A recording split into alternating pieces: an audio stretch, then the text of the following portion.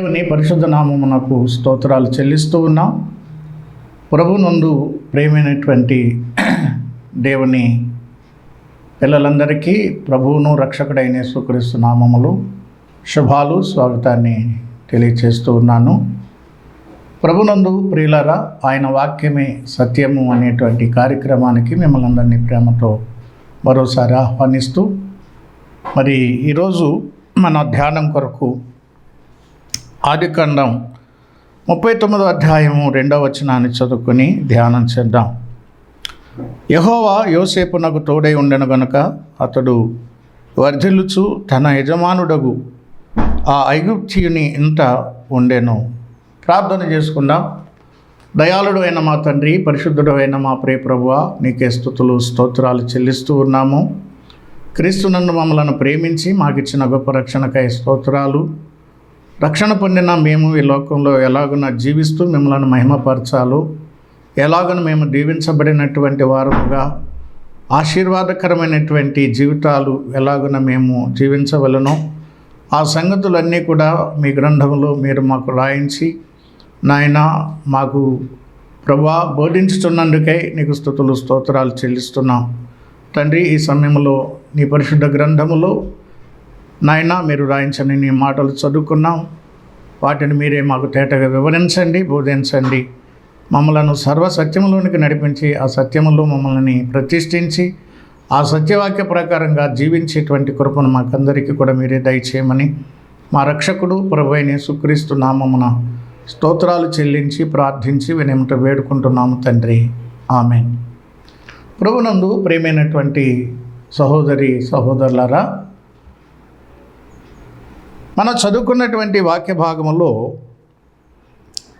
యోసేపు వర్ధిల్లుచుండెను,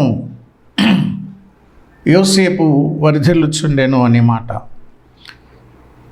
ఎలాగున యోసేపు వర్ధిల్లుచుండెను అంటే, ప్రియులారా, యెహోవా యోసేపునకు తోడై ఉండెను గనుక అతడు వర్ధిల్లెను అనే మాట చూస్తూ ఉన్నాం. యోసేపు ఒక బానిస పిల్లవాడుగా ఫరో యొక్క ఉద్యోగస్తుడును రాజ సంరక్షక సేనాధిపతి అయిన పొటిఫర్ యొక్క ఇంటిలో ఆయన ఉంటూ ఉన్నాడు. ప్రియులారా, ఒక బానిస పిల్లవాడుగా ఉంటూ వర్ధిల్లెను అనే మాట మనం చూస్తున్నప్పుడు ఎలాగున వర్ధిల్లాడు అంటే దేవుడు అతనికి తోడై ఉండెను అనే మాట చూస్తున్నాం. ప్రియులారా, మనుషుల తోడు ఈ లోకంలో కొంతకాలమే. భార్యకు భర్త తోడు, భర్తకి భార్య తోడు, తల్లిదండ్రులకు పిల్లలు తోడు, పిల్లలకు తల్లిదండ్రులు తోడు, అన్నదమ్ములు అక్క చెల్లెండ్రు, వీరు తోడు ఈ లోకంలో కొంతకాలం ఉంటుంది. ఎందుకంటే మనుషుడు ఎల్లకాలము ఒక మనిషికి తోడుగా ఉండలేడు. కాబట్టి మనిషి తోడు అవసరమే, కానీ అన్నిటికంటే ముఖ్యంగా మానవునికి దేవుని యొక్క తోడు చాలా అవసరం. దేవుని తోడు అనేది మనకెంతో దీవెనకరమైనది, ఆశీర్వాదకరమైనది. ఎందుకంటే మనుషులు మనతో ఉండలేరు, కానీ దేవుడు మనతో ఎల్లప్పుడూ ఉండగలడు. అందుకనే యేసుక్రీస్తు ప్రభువారు ఆయన పుట్టక మునుపు ఆయనకు ఇవ్వబడినటువంటి పేరు యేసు, అనగా ఆయనే తన ప్రజలను వారి పాపముల నుండి రక్షించును గనక ఆయనకు యేసు అని పేరు పెట్టారు. మాత్రమే కాదు, ఆయనకు మరొక పేరు ఉంది. ఆ పేరేమిటంటే ఇమ్మానుయేలు. ఇమ్మానుయేలు అనే మాటకు అర్థం ఏంటంటే దేవుడు మనకు తోడై ఉండును, దేవుడు లేక మనకు తోడు. ప్రియులారా, రక్షకుడుగా యేసుక్రీస్తు ప్రభువారి లోకానికి వచ్చి మనందరి పాప పరిహారం కొరకు శిలువలో తన అమూల్యమైనటువంటి రక్తాన్ని చిందించి ఆయన చనిపోయి సమాధి చేయబడి తిరిగి లేచాడు. ఆ విధంగా ప్రభు మనకు రక్షణ సిద్ధం చేశాడు. అయితే ప్రభు మనలను రక్షించిన తర్వాత మనలను ఎన్నడూ కూడా అనాథలనుగా ఆయన విడిచిపెట్టలేదు. తన శిష్యులతో మాట్లాడుతూ మిమ్మల్ని నేను అనాథలుగా విడిచిపెట్టను. నేను వెళ్ళిన తర్వాత వేరొక ఆదరణకర్తను మీ వద్దకు పంపిస్తాను. ఆయన ఎల్లప్పుడూ మీతో ఉండి మిమ్మల్ని సర్వసత్యంలోనికి నడిపిస్తాడు అని ప్రభువు చెప్పాడు. మాత్రమే కాదు, మత్తయి సువార్త 28వ అధ్యాయం చివరి వచనాల్లో సదాకాలం నేను మీకు తోడుగా ఉంటాను అని ప్రభు వాగ్దానం చేశాడు. ప్రియులారా, మనుషులు మనతో ఎల్లకాలం ఉండలేరు, కానీ ప్రభు మనతో ఉంటాడు. ఎవరైతే ప్రభుని రక్షకునిగా అంగీకరిస్తారో వారికి ఆయన తోడు కూడా ఉంటుంది అని దేవుని యొక్క వాక్యం మనకి తెలియచేస్తూ ఉంది ప్రియులారా. ఎందుకంటే మనల్ని ఎప్పుడూ కూడా ఎన్నడూ కూడా విడిచిపెట్టేవాడు కాదు యేసు ప్రభు. ఆయన నిన్న నేడు ఏకరీతిగా ఉన్నాడు కాబట్టి ఆయన ఎల్లప్పుడూ ఉండేవాడు గనుక ఆయన తోడు మనకు ఎల్లప్పుడూ ఉంటుంది, సదాకాలం ఉంటుంది. మాత్రమే కాదు, ఆయన తోడుంటే మనం వర్ధిల్లుతాం. ఇక్కడ మనము యోసేపును గమనించినట్లయితే యోసేపు ఫరో యొక్క ఉద్యోగస్తుడు అయినటువంటి పొతీఫరు యోసేపును కొనుక్కున్నాడు. ఇష్మాయేలీల దగ్గర యోసేపును కొనుక్కుని తన ఇంటిలో ఒక బానిసగా ఉంచాడు. ప్రియమైన వారలారా, గమనించండి, యోసేపు ఒంటరిగా ఆ ఇంటిలో ఒక బానిసగా బ్రతుకుతున్నాడు. తండ్రి దూరంగా ఉన్నాడు, అన్నదమ్ములు దూరంగా ఉన్నారు, తనవారు అనేవారు ఎవరు కూడా తనతో లేరు. పరాయి దేశములో తను ఎరగని ప్రజల మధ్య ఒక బానిస పిల్లవాడుగా ఉంటూ ఆయన పని చేస్తూ ఉన్నాడు. అయితే ఇక్కడ మనం ఒక మాట గమనించాలి. ఇటువంటి ఒక అనామకుడు లేకపోతే అనాథగా బానిసగా పెరుగుతున్నటువంటి ఈ యోసేపు వర్ధిల్లాడు. ఎలా వర్ధిల్లాడు అంటే మనం చదువుకున్నటువంటి వాక్య భాగంలో మనం చూస్తున్నాం, యోసేపునకు దేవుడు తోడై ఉండెను గనుక అతడు వర్ధిల్లెను. ప్రియులారా, గమనించండి, యోసేపుకు దేవుడు తోడై ఉండెను. యోసేపుకు దేవుడు తోడై ఉండెను.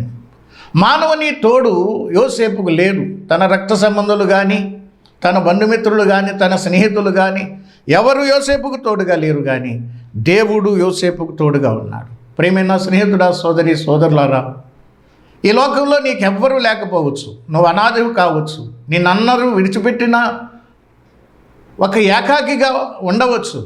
కానీ నీకు ఒక శుభవార్త ఏంటంటే, నీవు గనక ప్రభు అయిన యేసుక్రీస్తు వారిని నువ్వు సొంత రక్షకునిగా ప్రభువుగా నువ్వు అంగీకరించినట్లయితే ఆయన ఎల్లప్పుడూ నీకు తోడుగా ఉంటాడు. ఒక స్నేహితుడుగా, ఒక ఆదరణకర్తగా, తండ్రిగా, తల్లిగా, సహోదరుడుగా అన్ని విధాలా కూడా మనతో ఉండి మనల్ని నడిపించేవాడు ప్రభు అయినటువంటి యేసుక్రీస్తు వారు.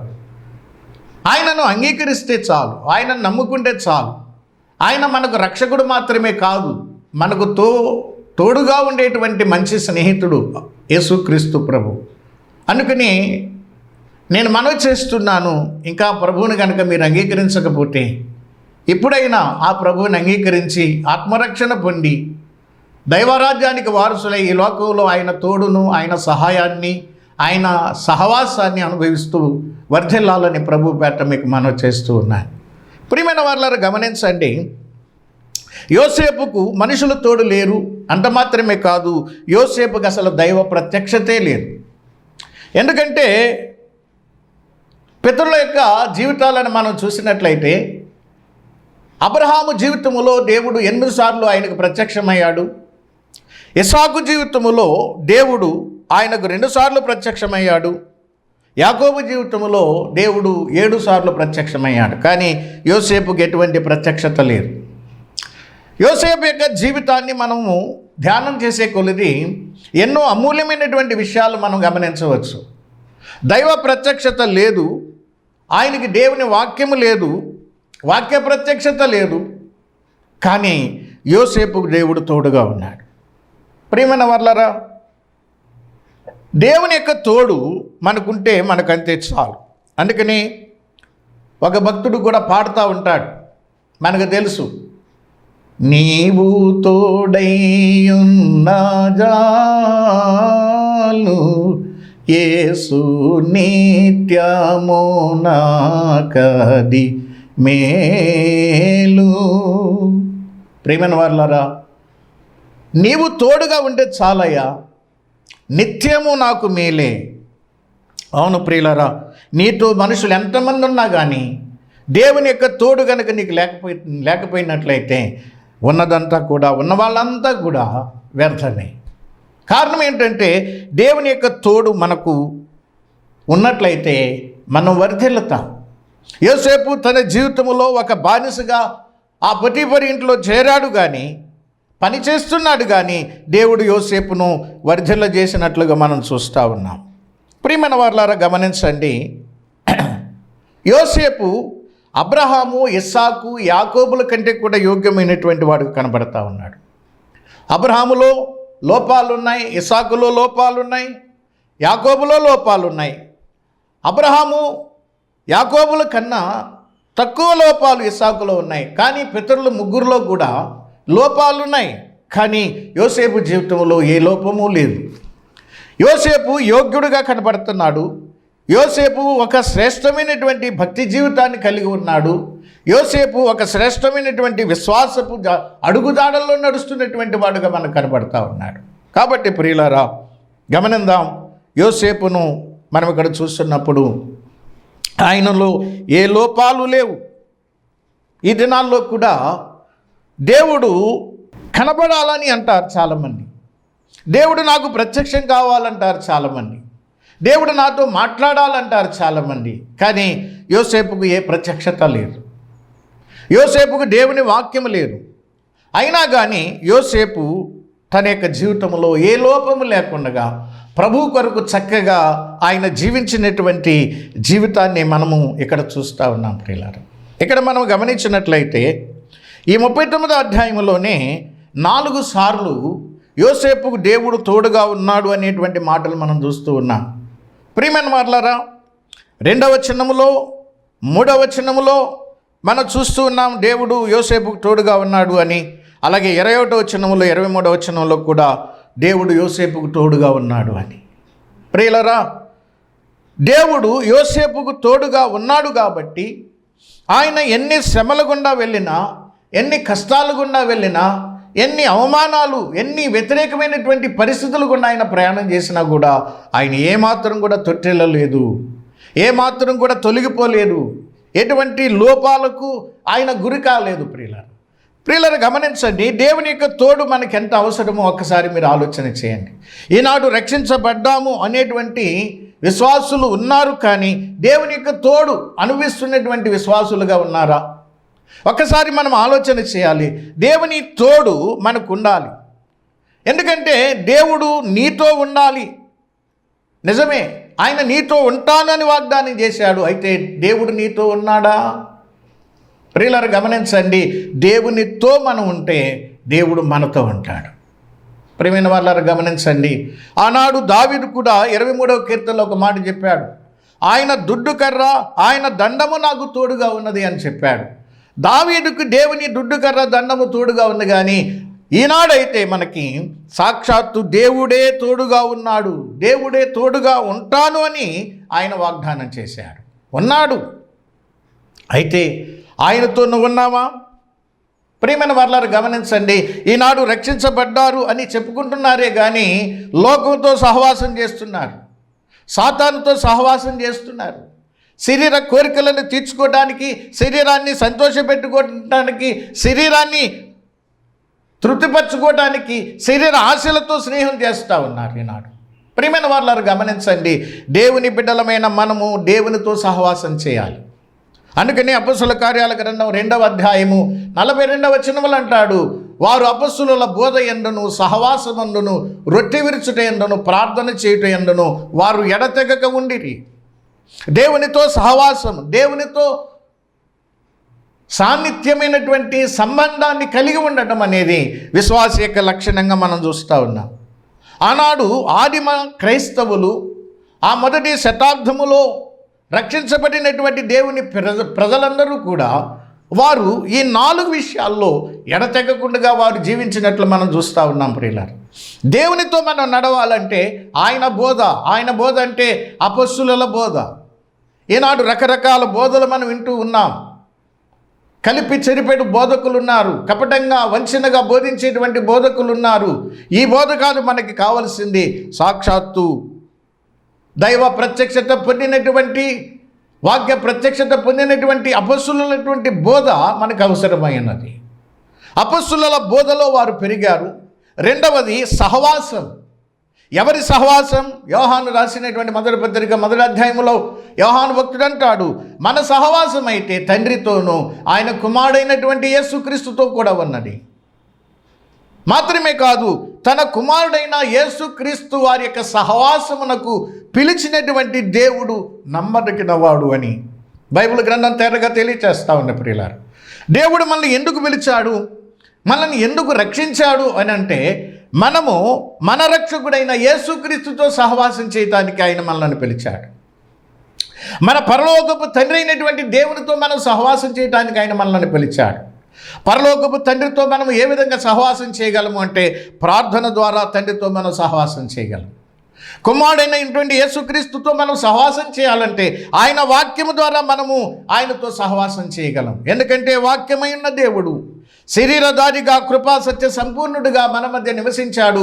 ఆయనే ప్రభు అయినటువంటి యేసుక్రీస్తు వారు. యేసుక్రీస్తే వాక్యము, వాక్యమే యేసుక్రీస్తు. యేసుక్రీస్తును నమ్మినటువంటి ప్రతి దేవుని బిడ్డ వాక్యమైనటువంటి యేసుక్రీస్తుతో సహవాసం చేయటం అంటే ఆయన వాక్యముతో సహవాసం. ఆయన వాక్య ధ్యానములో, ఆయన వాక్యానుసారంగా జీవించడంలో మనము సహవాసం చేయాలి. ఇది కుమారునితో సహవాసం. మూడవదిగా రొట్టె విరుచుట అనేటువంటి మాట మనం చూస్తూ ఉన్నాం ప్రియులారా. రొట్టె విరుచు కూడికలో మనము చేస్తున్నటువంటి లేక చేయవలసినది ప్రాముఖ్యమైనది ఏమిటి అంటే, ఆయనను మనము జ్ఞాపకం చేసుకోవాలి. మన రక్షకుడిని జ్ఞాపకం చేసుకోవాలి. మన రక్షణ కొరకు మన రక్షకుడు ఆయన సిలువలో పొందినటువంటి శ్రమలను మనం జ్ఞాపకం చేసుకుని ఆ శ్రమలను తలపోసుకుంటూ మన రక్షకుడు మన కొరకు ఎంతో త్యాగం చేసి మనల్ని రక్షించాడు. ఆ రక్షకుని యొక్క త్యాగం ఎంత గొప్పది, ఎంత గొప్ప త్యాగం చేసి రక్షకుడు మనల్ని రక్షించాడు కనుక ఆ రక్షకుని మనం ఎలా సంతోషపెట్టాలి, ఎలాగా ఆ రక్షకునికి ఆయన మాటకు మనం ఎలా విధేయత చూపిస్తూ ఆ రక్షకుని యొక్క అడుగుజాడల్లో నడుస్తూ ఆయన ఎలా సంతోషపెట్టాలి అనేటువంటి ఆలోచనలతో మనము ఆ రొట్టె విరుచు కూడికలు మనం పాలుపంపులు పొందాలి. ఇది ఎడతెగకుండా జరిగేటువంటి కార్యం. ఆనాడు సంఘము ఆదివారం రొట్టె విరుచుట కూడుకున్నారు. ప్రతి ఆదివారం వారు రొట్టె విరిచారు. ప్రియమైన వారులారా గమనించండి, ప్రతి ఆదివారం వారు రొట్టె విరిచారు అంటే సంఘముగా వారు కూడి ఉన్నప్పుడు ప్రభు అయినటువంటి యేసుక్రీస్తు వారిని వారు జ్ఞాపకం చేసుకున్నారు. ఎందుకంటే ప్రభు వారు చెప్పారు, ఆయన ఒక రొట్టె విరిచి ఇది వారికి ఇచ్చి, ఇది మీ కొరకు విరవబడిన నా శరీరము, ఈ రొట్టెని మీరు పంచుకొని తిన్నప్పుడల్లా నన్ను జ్ఞాపకం చేసుకోండి అని చెప్పాడు. అలాగే పాత్ర చూపించి, ఇది మీ కొరకు చిందించబడుచున్నటువంటి నా నిబంధన రక్తము, ఈ పాత్రలోనిది మీరు త్రాగునప్పుడల్లా నన్ను జ్ఞాపకం చేసుకోండి అని మన ప్రియ ప్రభు వారు సెలవిచ్చారు. ఏమండి, మన రక్షకుడు మన రక్షణ కొరకు సిలువలో చేసినటువంటి త్యాగాన్ని మరిచిపోతే ఇక మనం ఎలాగ ప్రభుకు రుణపడి జీవిస్తాం, ఎలాగ ప్రభుకి కృతజ్ఞత కలిగి జీవిస్తాం, ఎలాగ ప్రభుకి మనం దగ్గరగా జీవిస్తాం, మన ప్రభుని ఎంతగా మనము ప్రేమించాలో మనకు ఎలాగ అర్థమవుతుంది ప్రియులారా. మనలను ప్రేమించే విషయంలో శిలువ మరణము పొందినంతగా ప్రభు మనలను ప్రేమించి మన కొరకు ప్రాణత్యాగం చేస్తే మరి మనం ఎంత అయినా ప్రేమించాలి. ఆ ప్రేమతో మనము అట్టడుగు నుండి, హృదయపు అట్టడుగు నుండి వచ్చేటువంటి కృతజ్ఞతాస్తుతి ఆరాధన సమర్పిస్తూ మనల్ని మనము సజీవ యాగముగా మనం ఆయనకు సమర్పించుకొని ఆయన కొరకు జీవించేటువంటి ఒక గట్టి తీర్మానం చేసుకుని వారమంతా ప్రభు కొరకు జీవిస్తూ ఉండటమే రొట్టె విరుచు కూడికలో ఉన్నటువంటి ఆంతర్యం ప్రియులారా. ఇది వారు ఎడతెగకుండా చేశారు. నాలుగవదిగా వారు ప్రార్థనలో ఎడతెగకుండా ఉన్నారు. ప్రియమైన వారులారా, ప్రార్థనా జీవితం మనం కలిగి ఉండాలి. బహుశా యోసేపుకు దైవ ప్రత్యక్షత లేకపోవచ్చు, యోసేపుకు తోటి వారి యొక్క సహవాసం లేకపోవచ్చు, యోసేపుకు దేవుని వాక్యం లేకపోవచ్చు, కానీ ప్రార్థన చేసుకునే అవకాశం ఉన్నది. ప్రియమైన వారులారా, యోసేపు జీవితాన్ని మనం ధ్యానం చేసినప్పుడు ఎక్కడ ఆయన ప్రార్థన చేసినట్టు మనకి కనబడదు. కానీ ఒకవేళ ఆయన ప్రార్థన చేసినట్టు మనకి కనబడకపోయినా కానీ ఆయన ప్రార్థనా జీవితం రహస్యమైనది. ప్రార్థన మనసుతో ఆయన జీవిస్తూ ఆయన తన విశ్వాసాన్ని కాపాడుకున్నాడు. ప్రార్థన అంటే మనము మోకరించి ఒక ప్రత్యేకమైన స్థలములో ఒక ప్రత్యేకమైనటువంటి సమయంలో చేసేటువంటిది మాత్రమే కాదు. ప్రార్థన 24 గంటలు కూడా ప్రార్థన మనసుతో మనము జీవించవలసి ఉంది ప్రియులారా. అవును, మన మనసు ప్రార్థన చేస్తూ ఉండాలి. మనము నోరు మాట్లాడుతున్నప్పటికీ కూడా మన మనసు ప్రార్థనా మనసుగా మనం కలిగి ఉండాలి. యోసేపు అటువంటి ప్రార్థన మనసు కలిగిన వాడు. ఆ విధంగా దేవునితో యోసేపు సహవాసం చేస్తూ వచ్చాడు. ప్రియమైన వారలారా, ఈనాడు మనకి 4 విధాలైనటువంటి సహవాసం దేవుడు మనకిచ్చాడు. అపొస్తలుల బోధ ఈనాడు ఆదికాండం మొదలుకొని ప్రకటన గ్రంథం చివరి వరకు 66 గ్రంథాలు కలిగినటువంటి దేవుని వాక్య ప్రత్యక్షత మనకున్నది. సంపూర్ణమైనటువంటి దేవుని వాక్యాన్ని దేవుడు ముద్రించి మన భాషలో దేవుడు మనకు అందించాడు. దేవుని యొక్క వాక్యాన్ని మనం ఎప్పుడంటే అప్పుడు ఎక్కడ పడితే అక్కడ చదువుకోవచ్చు. దేవుని యొక్క మాటలు మనం వినొచ్చు ప్రియులారా. మాత్రమే కాదు, ఈనాడు చక్కటి బోధకులను దేవుడు మనకిచ్చాడు. హెచ్చరించే వారిని దేవుడు మనకిచ్చాడు. చక్కగా ఉపదేశం చేసేవారిని దేవుడు మనకిచ్చాడు. చక్కటి సంఘ సహవాసాన్ని దేవుడు మనకిచ్చాడు. మాత్రమే కాదు, అనేక సార్లు అనేక ప్రత్యేకమైనటువంటి కూడికలను దేవుడు మనకిచ్చాడు. ఆ విధంగా సహవాసంలో వాక్య ధ్యానంలో కొనసాగేటువంటి అనుభవాన్ని, అవకాశాన్ని దేవుడు మనకిచ్చాడు. ఎన్ని అవకాశాలు ఉన్నా కూడా మనము దేవుని కొరకు దేవుని పక్షంగా నిలిచి దేవుని యొక్క తోడును మనము అనుభవించలేకపోతున్నాం, పొందలేకపోతున్నాం ప్రియులారా. ఆలోచన చేయండి. యోసేపుకి ఇవేమీ లేవు, కానీ ఆయన ప్రార్థన చేసుకునే అవకాశం మాత్రమే ఉంది. అయినా కానీ యోసేపు దేవునితో సహవాసం చేశాడు కనుక యోసేపునకు దేవుడు తోడై ఉండెను. దేవుడు తోడై ఉండెను గనుక అతడు వర్ధిల్లుచు తన యజమానుడగు ఆ ఐగుప్తీయుని ఇంట ఉండెను. ప్రియమైన వారలారా, గమనించండి. వర్ధిల్లెను అంటే ఈనాడు వర్ధిల్లటము లేకపోతే అభివృద్ధి చెందడం అనేది ఈనాడు క్రైస్తవులు చాలా తప్పుగా అర్థం చేసుకుంటున్నారు. భౌతికంగా వర్ధిల్లేది అది వర్ధిల్లడం కాదు. ఒక రకంగా చెప్పాలంటే భౌతికంగా వర్ధిల్లేటువంటిది ప్రియులారా, అది మనల్ని దేవునికి దూరం చేసేటువంటి ప్రమాదం ఉంది. ఎందుకంటే ఈనాడు మనం అనేక మందిని చూస్తూ ఉన్నాం. పేదరికంలో ప్రభుని నమ్ముకున్నారు, రక్షించబడ్డారు, చక్కగా కొంతకాలం ప్రభువులో కొనసాగారు. అయితే దేవుడు కనికరించి వారికి కొంత ఆస్తి, కొంత డబ్బు, కొంత ఐశ్వర్యాన్ని ఇచ్చినప్పుడు వారు దేవునికి దూరమయ్యారు. ఈనాడు ఉన్నటువంటి క్రైస్తవుల జీవితం మాత్రమే కాదు, ఆనాడు ఐగుప్తు దేశములో ఉన్నటువంటి ఆ ఇశ్రాయేలు ప్రజలు ఐగుప్తు బానిసత్వం నుండి విడిపించబడిన తర్వాత 40 సంవత్సరాలు కనాను యాత్రలో ఏదో ముక్కుతూ మూలుగుతూ ప్రభుని వెంబడించారు. కానీ అయితే యోర్దాను నది దాటి అవతలికి వెళ్ళిన తర్వాత, కనానులో ప్రవేశించిన తర్వాత ఆ 2వ తరం వారు దేవునినే మరిచిపోయారు అని బైబిల్ చెప్తా ఉంది పిల్లలు. ఒకప్పుడు ఐగుప్తు దేశములో బానిస బ్రతికారు. సరైనటువంటి ఆహారం లేక, కట్టుకోవడానికి వస్త్రాలు లేక, వెట్టి చాకరీ చేస్తూ, గొడ్డు చాకరీ చేస్తూ నానా కష్టాలు పడి బ్రతికొచ్చినటువంటి ఐగుప్తు దేశంలో ఉన్న ఇశ్రాయేలు ప్రజలకు దేవుడు విడుదల కలిగించి పాలు తేనెలు ప్రవహించేటువంటి ఆ దేశంలో ప్రవేశపెట్టినప్పుడు దేవుడు వారికి కట్టని ఇండ్లనిచ్చాడు, త్రవ్వని బావుల్నిచ్చాడు, నాటని ఫలవృక్షాలు కలిగినటువంటి తోటల్ని ఇచ్చాడు. ఇవన్నీ సమృద్ధిగా ఇచ్చినప్పుడు ఈ సమృద్ధిలో పడి వారు దేవుణ్ణి మరిచిపోయారు. అందుకనే కాబోలు సామెతల గ్రంథం 30వ అధ్యాయంలో ఒక భక్తుడు ప్రార్థన చేస్తున్నాడు, ప్రభువా నాకు ఎక్కువ వద్దు, తక్కువ వద్దు, తగినంత ఆహారం నాకు ఇయ్యి. ఎక్కువైతే నిన్ను మరిచిపోతాను, తక్కువైతే నేను దొంగతనం చేసి నీ నామానికి అవమానం చేస్తాను. కాబట్టి ఎక్కువ వద్దు, తక్కువ వద్దు, నాకు సమానంగా ఇయ్యి అని సామెతల గ్రంథంలో ఒక భక్తుడు ప్రార్థన చేస్తున్నాడు ప్రియులారా. అదే విషయాన్ని మన ప్రభు అయినటువంటి యేసుక్రీస్తు వారు మత్తయి సువార్త 6వ అధ్యాయంలో చెప్పారు. ఏనాటి కీడు ఆనాటికి చాలు.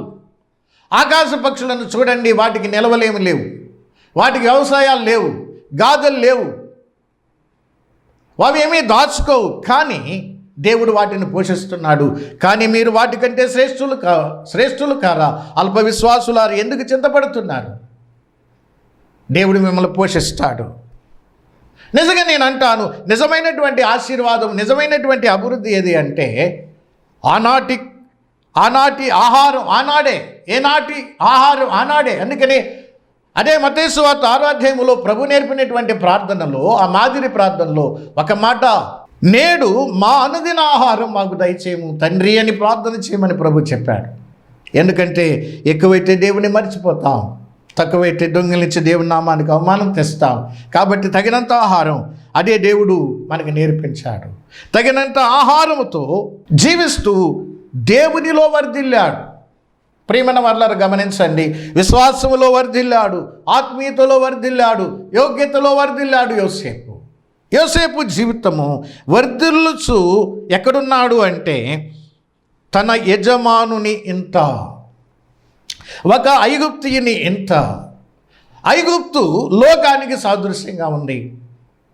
తన యజమానుడు దేవుణ్ణి ఎరిగినవాడు కాదు, దేవుణ్ణి నమ్మినవాడు కాదు.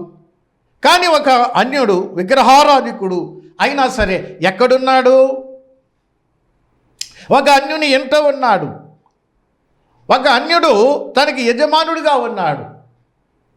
తన యజమానుని క్రింద పనిచేస్తూ దేవుని తోడును అనుభవిస్తూ వర్ధిల్లుచుండెను.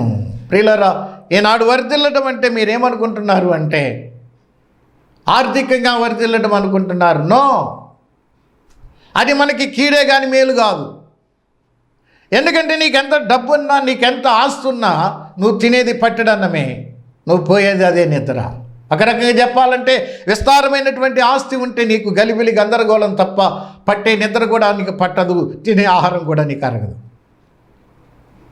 అందుకనే దేవుడు ఒక సూత్రం చెప్పాడు, ఏనాటి కీడానాడు చాలు, ఈరోజు ఆహారం ఈరోజు మాకు దయచేయి ప్రభువా అని ప్రభు మనకు నేర్పించాడు. ఆ ప్రార్థన మనకు నేర్పించాడు.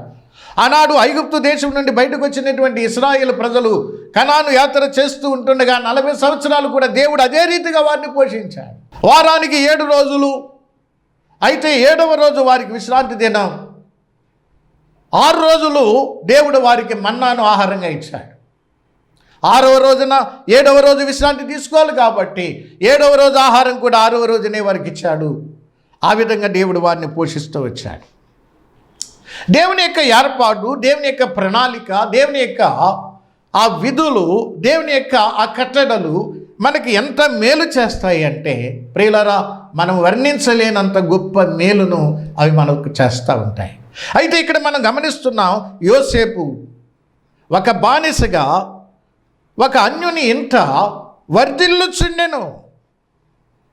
ఆయన చేస్తున్న ఉద్యోగం పెద్ద గొప్పదేం కాదు. బానిస అంటే యజమానుడు పెట్టింది తినాలి, చెప్పింది చేయాలి. ఇది బానిస బ్రతుకు.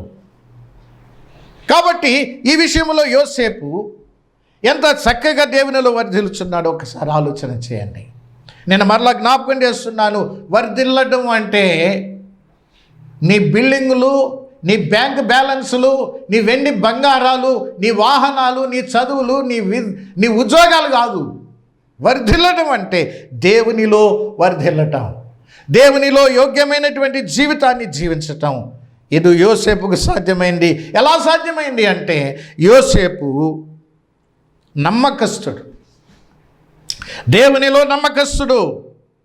దేవుణ్ణి నమ్ముకున్నటువంటి యోసేపు దేవునిలోనే జీవించాడు, దేవుని కొరకే జీవించాడు, దేవునితోనే ఉన్నాడు, దేవుని సహవాసంలో కొనసాగాడు. కనుక దేవుడు యోసేపుకు తోడుగా ఉన్నాడు. యోసేపును దేవుడు వర్ధిల్ల చేశాడు. దేవుడి మాటలు దీవించి ఆశీర్వదించునుగాక. పరిశుద్ధుడా, ప్రేమగల తండ్రి, నీకు స్తోత్రాలు చెల్లిస్తున్నాం. విన్న మాటలు మా హృదయాల్లో ఫలించినట్లు దీవించి ఆశీర్వదించండి.